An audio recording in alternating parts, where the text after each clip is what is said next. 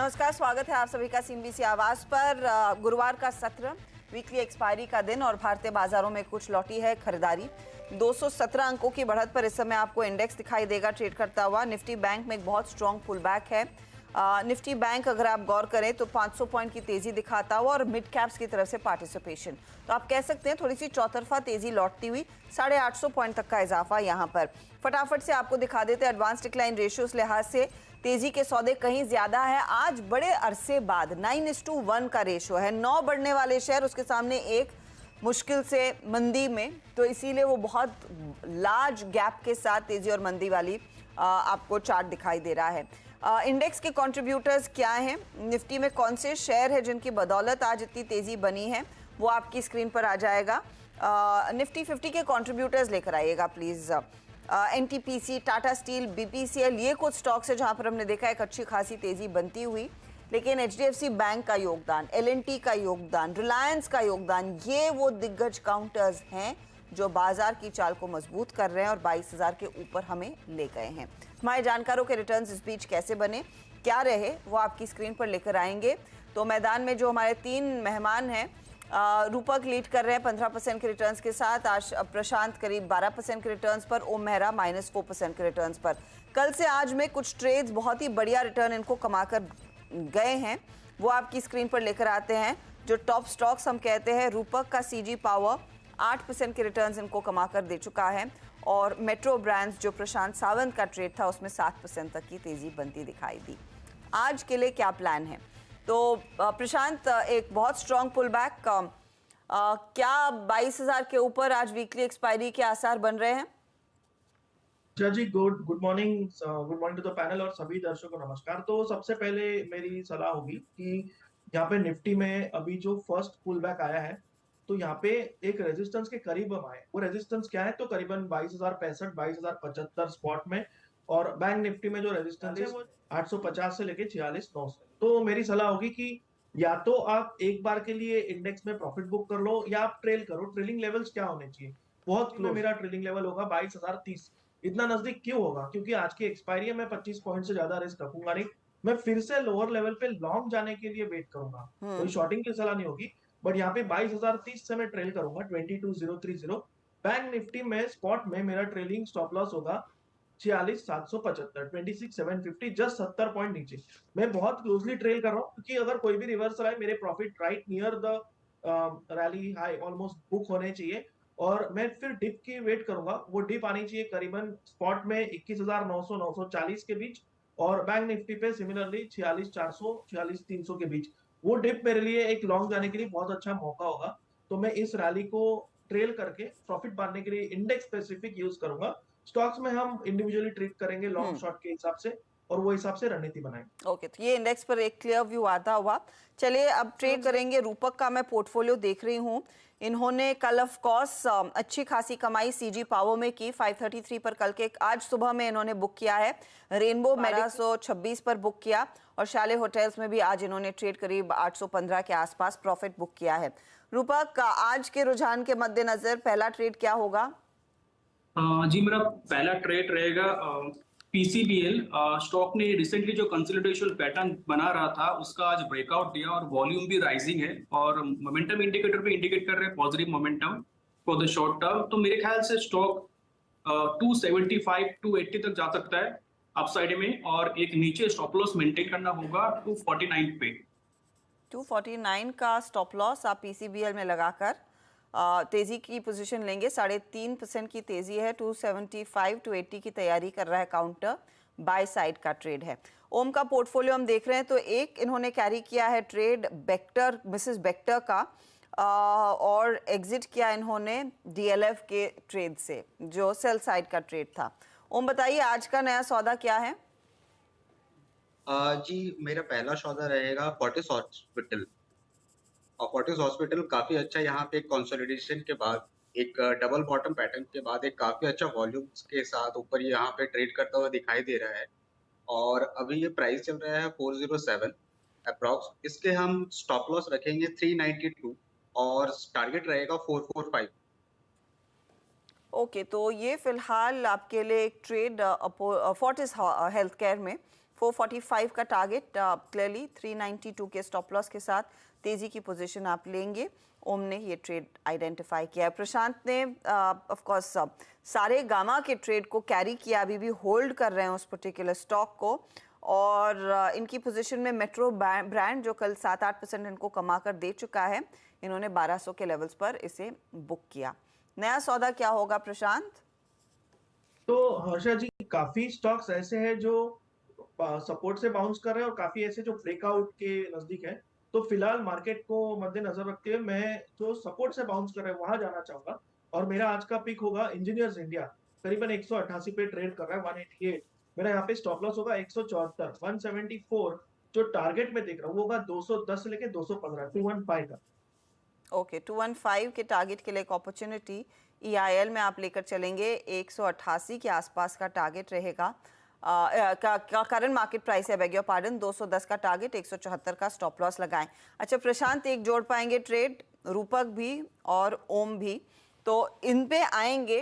Time देते हैं हमारे जानकारों को कुछ और स्टॉक्स आइडेंटिफाई करने के लिए, लेकिन हाल फिलहाल में आपको याद होगा कि कई सारी सरकारी कंपनियों के हाथ ढेर सारे ऑर्डर लगते हुए दिखाई दिए हैं, और उनमें से एक है रेलटेल। कंपनी को पिछले 2 महीनों में 800 करोड़ से ज्यादा के ऑर्डर हाथ लग चुके हैं। एक बड़ा ऑर्डर BMC की तरफ से मिला करीब 350 करोड़ का। साथ ही इनको बिहार से भी, आज मैं पढ़ रही थी, करीब 99-100 करोड़ का ऑर्डर मिलता हुआ दिखाई दिया है। तो ओवरऑल ऑर्डर बुक की सिचुएशन क्या है और इस साल को किस तरह के ऑर्डर्स पर खत्म करने की तैयारी लग रही है? हमारे साथ कंपनी के चेयरमैन और मैनेजिंग डायरेक्टर संजय कुमार जुड़ रहे हैं। संजय जी, स्वागत है आपका। कई सारे ऑर्डर्स हम देख रहे हैं, आप लगभग हर रोज रिपोर्ट कर रहे हैं, तो अब तक इस क्वार्टर में कितने ऑर्डर्स आप लोगों ने बैक कर लिया, पहले उसका अंदाजा दे सकें। इस क्वार्टर में अगर हम बात करते हैं, गुड मॉर्निंग, तो करीब हमने 1250 करोड़ के नए ऑर्डर्स मिले हैं हमको, और बाकी के 10 दिनों में ऐसी कोई संभावना बताना संभव नहीं है, क्योंकि इनकी इवैल्यूएशंस होती रहती हैं। हम टेंडर्स में बिड करते हैं और जैसे ही उनके ऑर्डर्स आते हैं हम उन्हें पोस्ट करते हैं। सो बट हाँ, 1250 के ऑर्डर्स जो हमें मिल चुके हैं वो, और पूरे साल की बात अगर हम करें तो करीब 2850 करोड़ के ऑर्डर्स हमें इस साल मिले हैं। और हमारी जो ऑर्डर बुक है वो आज की तारीख में अगर हम बात करते हैं तो 4900 करोड़ की ऑर्डर बुक अभी हमारी है। ओके, और इसमें से कितने ऑर्डर्स आपको FY25 में कंप्लीट करने का मौका मिलेगा? ये 4900 करोड़ की जो ऑर्डर बुक है, तो अगर हम बात करें इसमें से लगभग 40% का जो डिलीवरी हम उम्मीद कर रहे हैं कि वो हम कर पाएंगे, और वो हमारे रेवेन्यू में होगी। क्योंकि इसमें क्या होता है कि जो ऑर्डर्स आते हैं उसमें कुछ ऑर्डर्स 2 साल के भी होते हैं, 1.5 साल के होते हैं, और उनमें लॉन्ग टर्म एनुअल मेंटेनेंस का भी एक पोर्शन होता है, एक हिस्सा होता है। तो इसलिए लगभग 40% का हमें अंदाजा उम्मीद है कि हम इसे कन्वर्ट कर पाएंगे। मैं संजय जी एक समझना चाह रही हूँ, अब किस तरह का काम आप लोगों के हाथ लग रहा है? क्योंकि आप लोगों की जब लिस्टिंग हुई थी और तब यही समझा जाता था कि जो बड़े से बड़ा कम्युनिकेशन वाला ऑर्डर रहेगा वो रेलटेल के हाथ लगता हुआ दिखाई देगा, लेकिन हाल ही में आपने 350 करोड़ वाला ऑर्डर जो BMC के हेल्थ डिपार्टमेंट है उससे बैग किया। आप कुछ बिहार गवर्नमेंट के लिए कुछ एजुकेशन वाले ऑर्डर्स कर रहे हैं। क्या आप ब्रेकअप दे पाएंगे कि टेलीकॉम के कितने ऑर्डर्स आते हैं और ये दूसरे ऑर्डर्स में किस तरह के प्रोजेक्ट्स लार्जली आप बैग कर रहे हैं? क्या कितनी क्षमता उसकी बढ़ रही है? देखिए, अगर हम कंपनी के बेसिक स्ट्रक्चर की बात करें तो हम लोग इनहेरेंटली प्राइमरीली वी स्टार्टेड, हम लोग ने जो शुरुआत करी थी वो एक टेलीकॉम कंपनी के तरह से शुरुआत करी थी। और टेलीकॉम सेक्टर में जब मंदी आई तो फिर हमारे उस समय के मैनेजमेंट ने ये डिसाइड करा कि ये कंपनी को केवल टेलीकॉम सेक्टर के सहारे चला पाना मुश्किल होगा। तो लगभग 2010-11 के आसपास हमारे जो मैनेजमेंट थे उन्होंने शुरू करा कि अब हमें IT और ICT सेक्टर्स में जाना पड़ेगा। तो 2013 में हमने पहला डेटा सेंटर बनाया, 2015 में दूसरा डेटा सेंटर बनाया, और धीरे धीरे हम डेटा IT ICT सेक्टर में हार्डवेयर साइड में भी, एप्लीकेशन साइड में भी आईटी सेक्टर में और आईसीटी सेक्टर में हमने धीरे-धीरे अपने पाँव जमाने शुरू किए और हमारा जो मुझे जहाँ तक याद है 2017 में 325 करोड़ का एक काफ़ी अच्छा ऑर्डर हमें मिला था ईएसआईसी से उनके डेटा सेंटर को मैनेज करने के लिए 5 साल का। तब से फिर हमने अपने पाँव जमाने शुरू करे हैं और अब आप देख पा रहे हैं कि हम लोग इस सेक्टर में अपने आप को स्थापित करते चले जा रहे हैं और हमें उम्मीद है कि आगे आने वाले समय में हम इस मोमेंटम को, इस तीव्रता को हम अपना बनाए रखेंगे और बेहतर करने के लिए पूरा प्रयास करेंगे।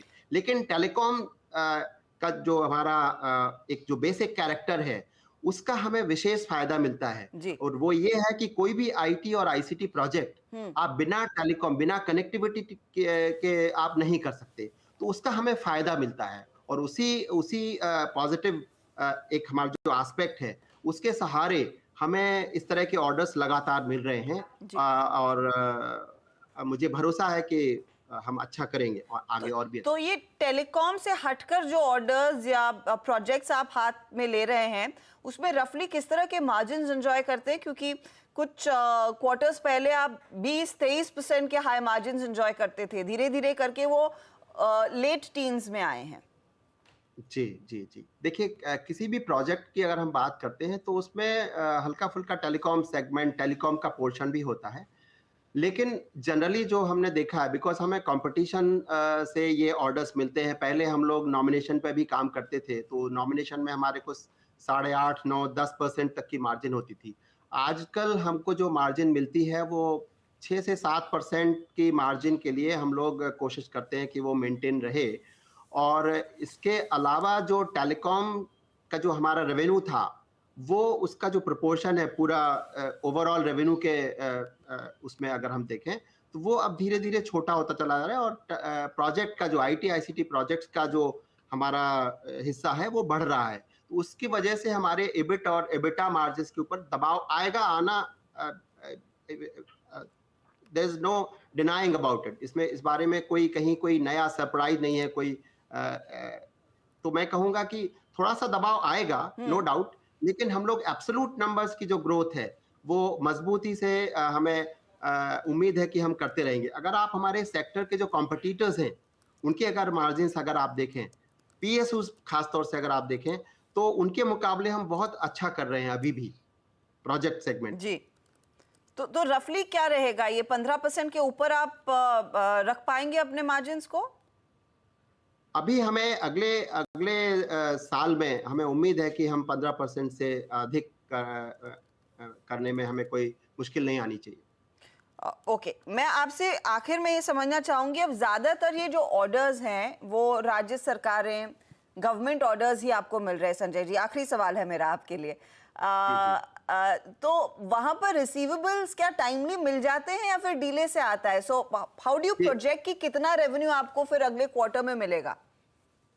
बिल्कुल सही आपने सवाल पूछा। देखिए, हमारा जो बिजनेस मॉडल है, हमारे करीब 350 के आसपास हमारे बिजनेस एसोसिएट्स हैं जो हमारे साथ काम करते हैं और चूंकि हमें कई बार ओईएम्स, ज्यादातर क्या होता है, ओईएम्स को तुरंत पैसे चाहिए होते हैं सामान सप्लाई करने में, तभी वो बहुत अच्छा डिस्काउंट दे पाते हैं। तो ऐसी सिचुएशन में हमारे जो बिजनेस एसोसिएट्स हैं वो हमें हेल्प करते हैं और हम अच्छा रेट उनसे ले पाते हैं, हमारे ओईएम से, सप्लायर्स से। लेकिन जब हमारे रिसीवेबल्स की बात आती है तो हमें पैसे जब मिलते हैं तभी हम उनको देते हैं। तो अगर हम नेट रिसीवेबल्स की बात करें तो हम लोग 90 दिन का रिसीवेबल्स लगभग एवरेज मेंटेन कर पाते हैं, उसमें हमें ऐसी कोई मुश्किलें नहीं आ रही। बहुत बहुत शुक्रिया हमारे लिए समय निकालने के लिए संजय जी। आपसे मैंने 2 मिनट एक्स्ट्रा लिए, अपॉलॉजीज फॉर दैट, लेकिन गुड लक फॉर FY25। चलिए, इस मोड़ पर लेंगे एक ब्रेक। स्टॉक आपकी स्क्रीन पर रखते हैं। आज 3-3.25% ऊपर। वैसे अक्रॉस द बोर्ड भारतीय बाजारों में रौनक देखने को मिली है, तो ये स्टॉक्स भी आइडेंटिफाई हुए हैं तेजी की तरफ। लेकिन एक बहुत खास चीज कंपनी के मैनेजमेंट ने कही कि कंपनी पहले जानी जाती थी टेलीकॉम ऑर्डर्स के लिए, लेकिन टेलीकॉम के बियॉन्ड भी कई सारा काम कंपनी के हाथ में आ रहा है। अब तक 4,900 करोड़ की ऑर्डर बुक पर ये बैठे हैं। लेंगे एक ब्रेक। ब्रेक के बाद देखते हैं प्रशांत, रूपक और ओम ने नए ट्रेड्स आइडेंटिफाई किए हैं या नहीं।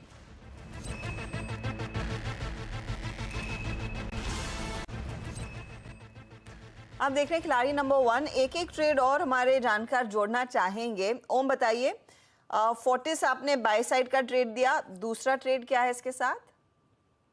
जी मेरा दूसरा ट्रेड है Cochin shipyard. Okay, Cochin shipyard अभी 912 के आसपास ये प्राइस अभी चल रहा है। टारगेट रहेगा 980 का और स्टॉप लॉस रहेगा यहाँ पे 880। 880 का स्टॉप लॉस लगाइए। कोची शिपयार्ड पर बाय ट्रेड है, 980 तक जा सकता है स्टॉक का, ये फिलहाल आइडेंटिफाई हुआ है ओम की तरफ से। रूपक, आपका क्या इरादा है? मेरा एक ट्रेड रहेगा, वो है BHEL। स्टॉक ने एक राउंडिंग बॉटम पैटर्न के एक ब्रेकआउट दिया और इंपॉर्टेंट मूविंग एवरेज को रिक्लेम किया, तो मेरे ख्याल से स्टॉक 260 तक जा सकता है शॉर्ट टर्म में। एक स्टॉप लॉस मेंटेन करना होगा 229 पे। ओके, 229 का आप स्टॉप लॉस लगाकर भेल पे तेजी का ट्रेड ले रहे हैं। 260 की तैयारी कर रहा है, ये भी स्टॉक आज पुल बैक दिखा रहा है। प्रशांत, दो सरकारी स्टॉक्स आ गए और आपने एक दिया है EIL, दूसरा स्टॉक इस समय आइडेंटिफाई किया है या फिर टाइम लेंगे? जी अर्षा जी, स्टॉक्स रडार पे है बट लेवल क्रॉस नहीं हो रहा है, तो मैं थोड़ा वेट करूंगा और कंफर्मेशन के बाद दूंगा। ओके, तो थोड़ा सा टाइम लेंगे और अगला ट्रेड आएगा तो शायद दोपहर में वो अपडेट आपके हाथ लगेगा। लेकिन बाकी जानकारों के ट्रेड्स आ गए हैं। अब कौन कौन से ट्रेड, किस ट्रेड पर फोकस कर रहा है वो आपकी स्क्रीन पर लेकर आते हैं। प्रशांत ने सारेगामा कल कैरी किया, कल से आज में 430 का टारगेट, 340 स्टॉप लॉस, और इंजीनियर्स इंडिया 210 का टारगेट और 174 का स्टॉप लॉस लिया। दोनों बाय साइड के ट्रेड हैं। सारेगामा आज 3% के रिटर्न दे रहा है इनको और EIL थोड़ा सा ड्रैग करता हुआ। ओम के पोर्टफोलियो पर ध्यान दें तो इन्होंने दो नए ट्रेड्स जोड़े। एक कोची शिपयार्ड 980 का टारगेट, 880 स्टॉप लॉस है। फोर्टिस हेल्थ केयर भी बाय साइड का ट्रेड है, 445 का टारगेट और स्टॉप लॉस 392 का। मिसेस बेक्टर वाला ट्रेड ये कैरी कर रहे हैं, 1130 का टारगेट और 1018 का स्टॉप लॉस इनका है। अब रिटर्न्स की सिचुएशन क्या बन रही है? मिसेस बेक्टर नीचे, लेकिन फोर्टिस और कोची शिपयार्ड करीब 0.27 से 0.36% के रिटर्न्स इनको जोड़कर दे रहे हैं। अब आइए रूपक के पोर्टफोलियो पर। एक फिलिप्स कार्बन ब्लैक यानी कि PCBL, 275 का टारगेट, 249 का स्टॉप लॉस, बाय साइड का ट्रेड है। और सरकारी कंपनी भेल इन्होंने जोड़ी, जहां पर 260 का टारगेट है और 229 इन्होंने स्टॉप लॉस रखा है।